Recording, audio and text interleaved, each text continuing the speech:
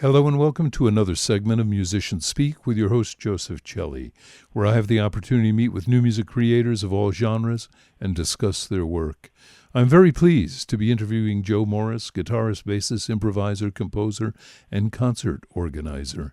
Before we say hello to Joe, let's open with a short recording entitled Balance and hear a part of a piece entitled Thought, featuring Joe on electric guitar, Chris Lightfoot on bass, Gerald Cleaver on drums, and Matt Manieri on viola.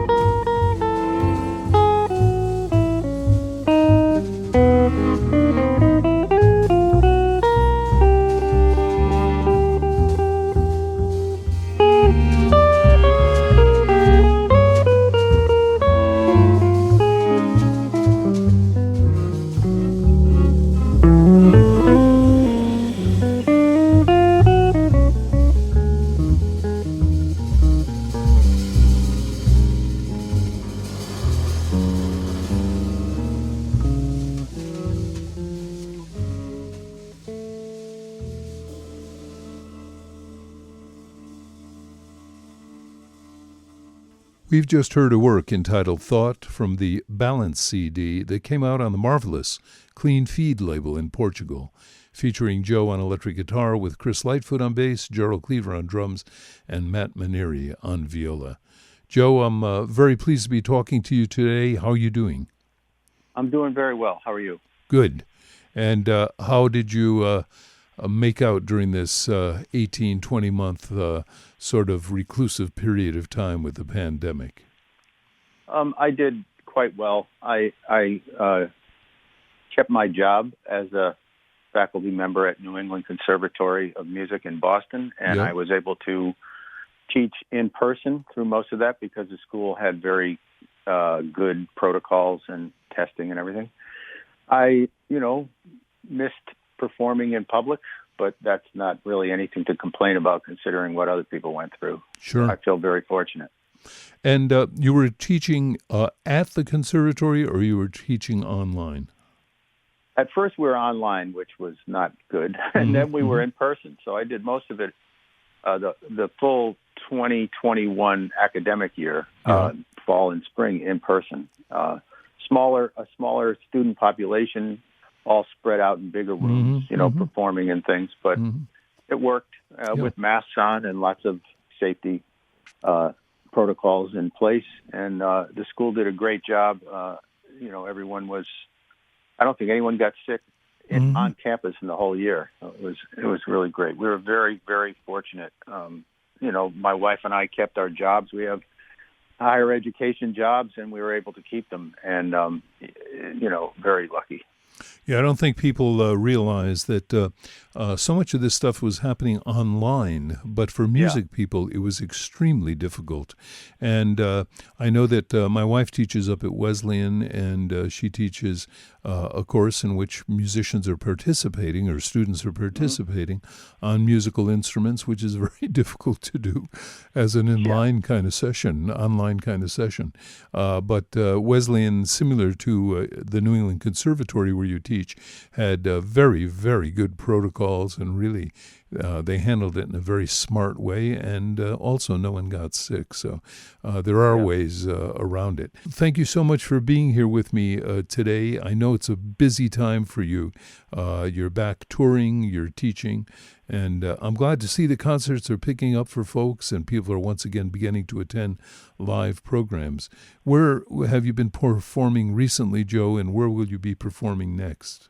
It's kind of just started. I did a couple of things over the summer, and last year I did a few things online. Yes, I heard that. A couple of solo things online. Played the Ottawa Jazz Festival with a group that was in 3 different countries, composition of mine, and that was interesting. But let's see.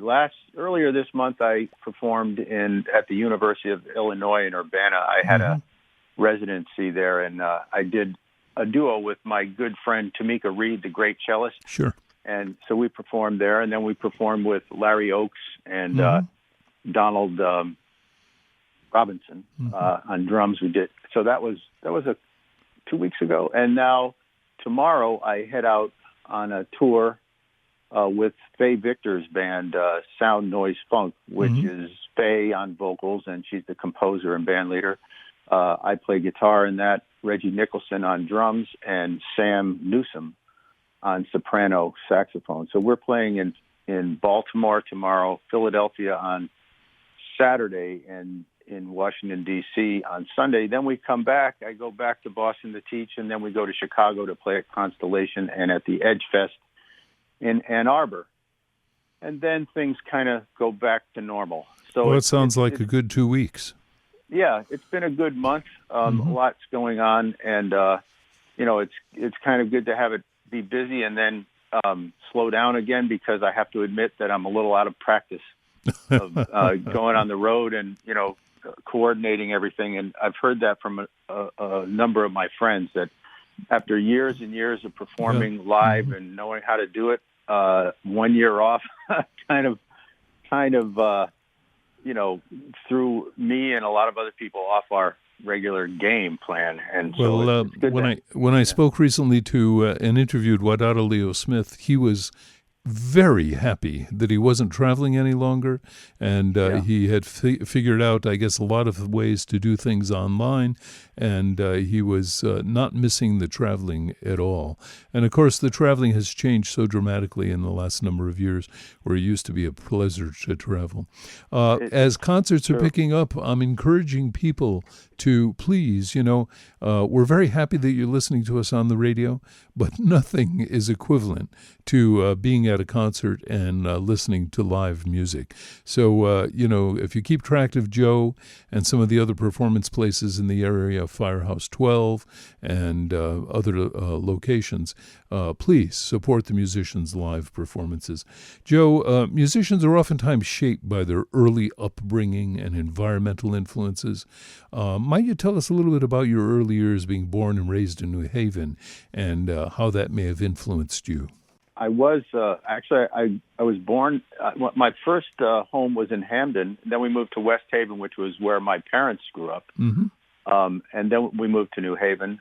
We had my uncle John was a drummer, a professional drummer, a pretty famous one, starting in 1920. So there was a sort of culture in my family of thinking about music. My father had been a road manager for some swing bands and had met Art Tatum and Louis Armstrong. So there was a lot of interest in music. I know my grandparents on my mother's side played piano and drums. My grandmother used to take the train to New York and go to Broadway shows and come back and play all the songs by ear or some of the songs by ear. So I think there's a kind of natural improviser thing in my family. I sort of struggled a lot in school. I had a kind of, typical, I guess, dysfunctional kind of broke family in West Haven. And I don't know if it was typical, but, a lot of people have gone through that. And I struggled a lot in school. Eventually, I went to an alternative high school, which tried to be student-run in New Haven, called the Unschool of New Haven. And that really changed a lot for me. It got me to really focus on the things that sort of enabled me to learn. I had started playing the guitar after playing trumpet for a while. I started on guitar at 14 and, immediately got together with some friends and started a band and played Beatles songs and Rolling Stones and, played Jimi Hendrix songs on the first gig we ever did. And that sort of led me to the blues. And I got pretty good at playing the blues. And then a bunch of things happened. Of course, a lot of music. My sister, I guess this was when I was about almost 16. My sister, who had gone to college at the University of Berkeley, University of California, Berkeley, brought home a bunch of jazz records because she had a friend who was a jazz musician. She even met John Gilmore from the Sun Ra Orchestra on the bus and became friends with him. And she brought home a bunch of jazz records, including In a Silent Way by Miles Davis and Om by John Coltrane. And that opened up a whole new world for me. And so from that point on, I worked to understand how to play jazz and how to eventually play free jazz and from Coltrane. And by the time I was about 16, I was determined to be a free jazz guitarist. Wow. And I worked very, very hard on it. There weren't a lot of examples. In fact, a few of the examples, the sort of contemporaries of mine, were also from New Haven. Michael Gregory Jackson. Well, New Haven at that time was an extraordinarily lively place. You had Wadada Leo Smith, you had Jerry Hemingway, Anthony Davis, George Lewis, Mario Pavone was around.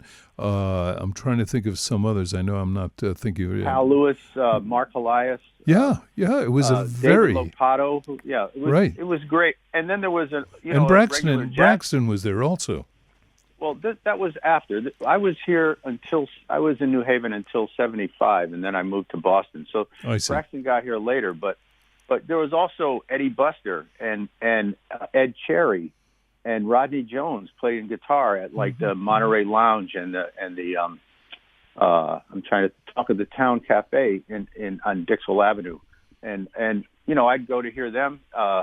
I took a couple of lessons from Tony Lombardozzi, who teaches at Wesleyan, who's still around.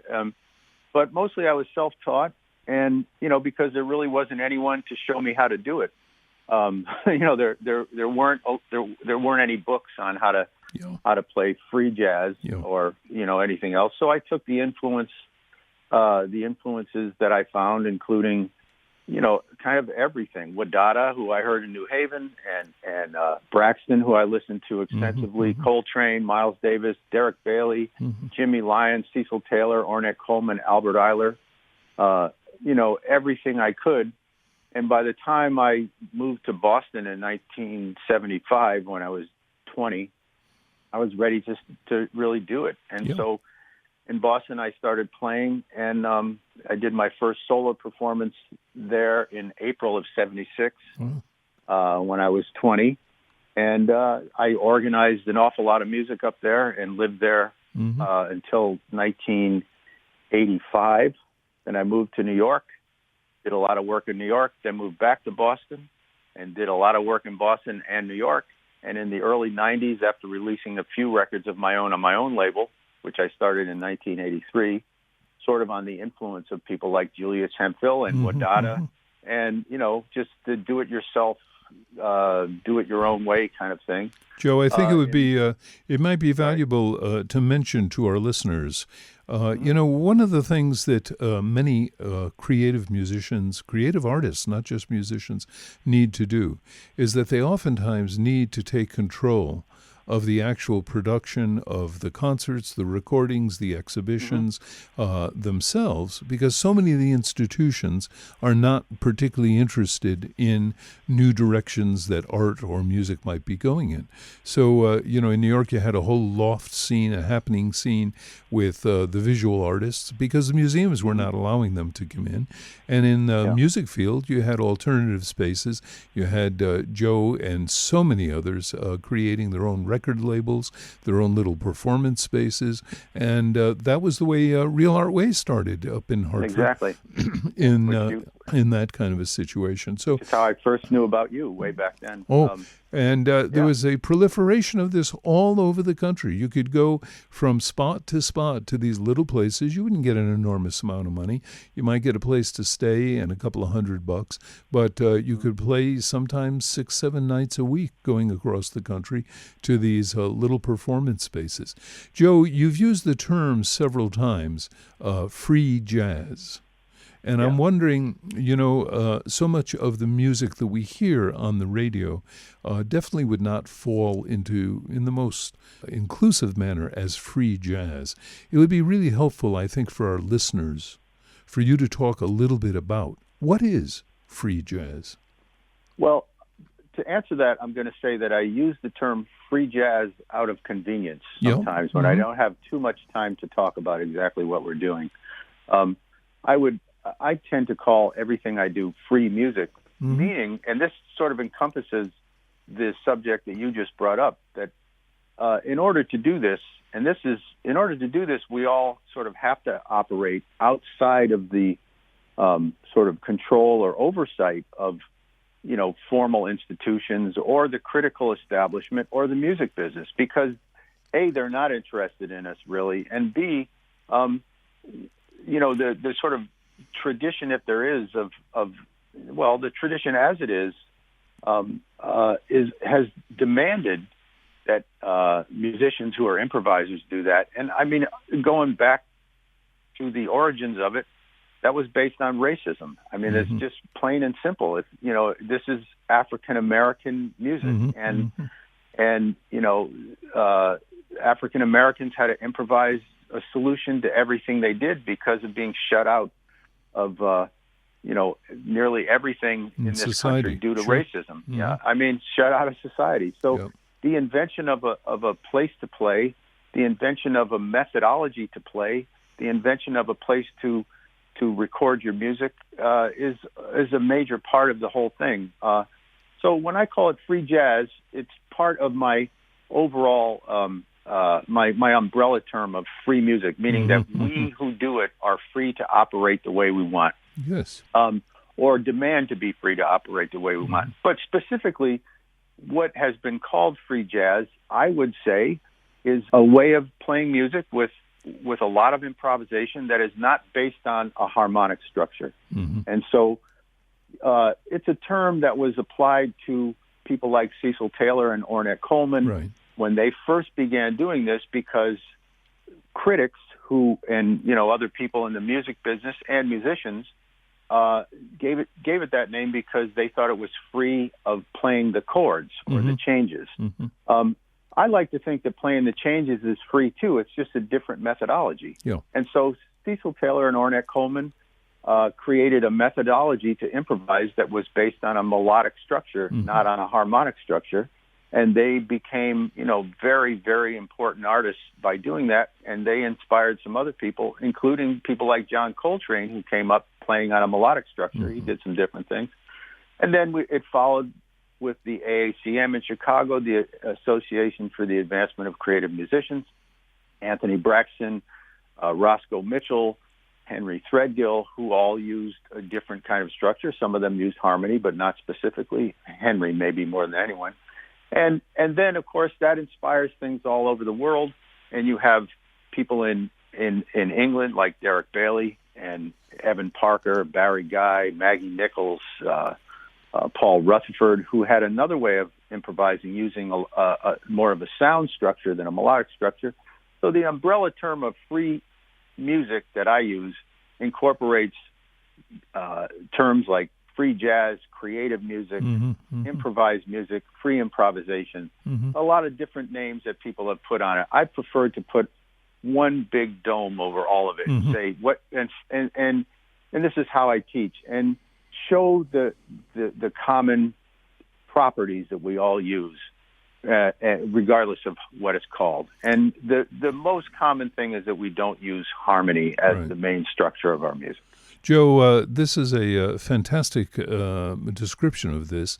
I'd like to jump into a little bit of music now, and we can come back to this in a moment. I know you were doing this series of quarantine concerts. I found a beautiful solo that you did on May 1st, 2020. So I'd like to insert that now for a part of the program. And this is Joe Morris playing a solo. And he was streaming it because musicians, just because there's a quarantine taking place, musicians don't put their instruments away and go to sleep for 18 months. So let's give a listen to a short solo improvisation by Joe Morris, recorded live on May 1st, 2020.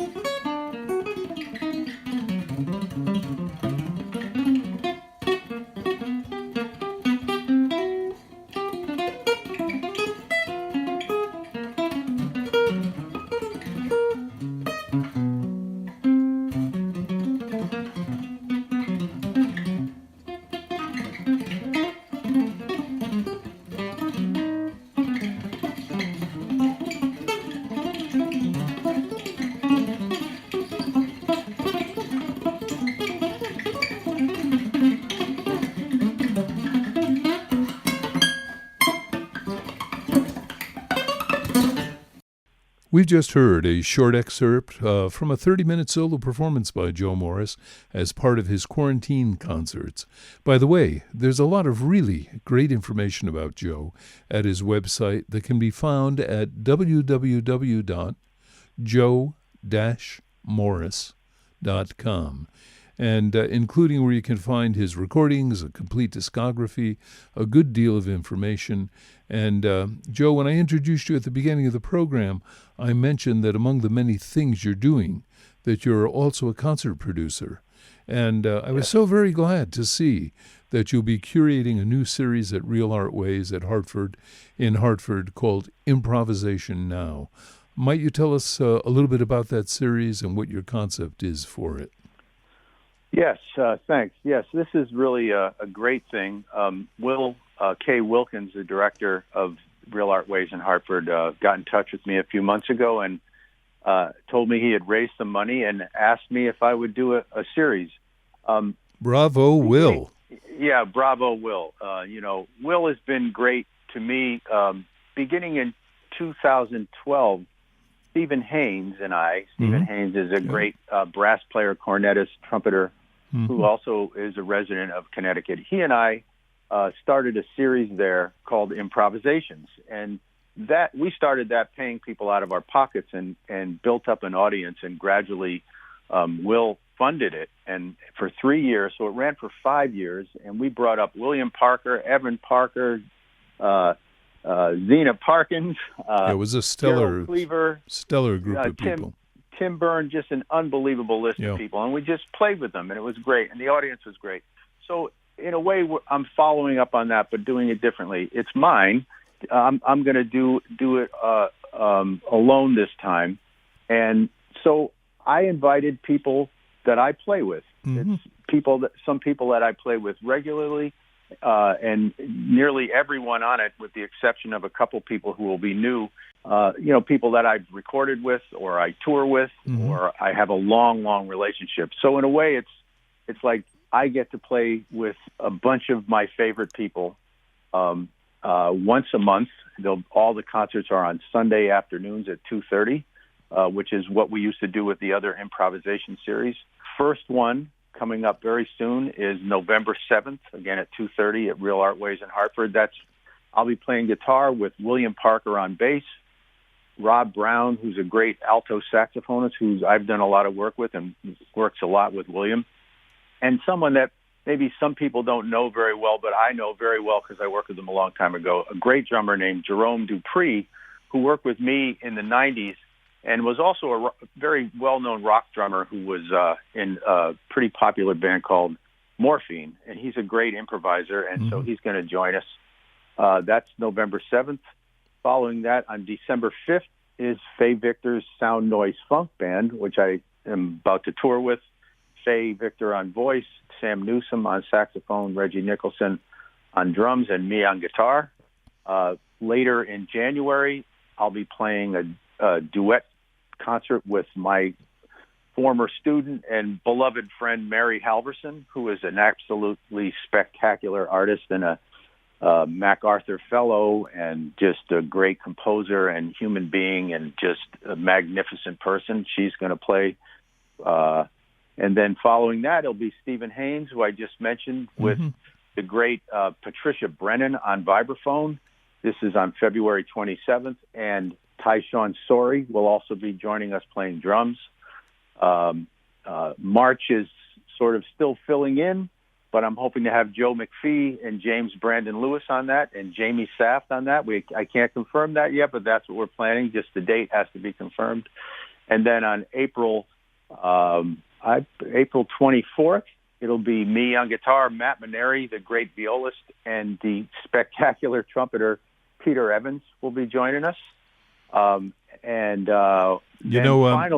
yes, sorry. Go ahead, Joe. I'm sorry. One more. I got one more. Yeah. May 15th is a collective group that I play in called Geometry.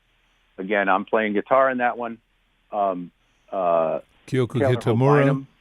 Kyoko Kitamura on voice, Tomika Reed on cello, and Taylor Hobynum on cornet. Yeah. So it's really an all-star. And there's another thing that I'm planning for June, but I can't say yet. Sure. So it's really a powerhouse lineup. To our listeners, maybe some of these names may not immediately. I know we've got an incredible amount of jazz listeners at the station here. These are really some of the most foremost improvisers on the scene today, no matter if we call it free jazz, free music, improvisation.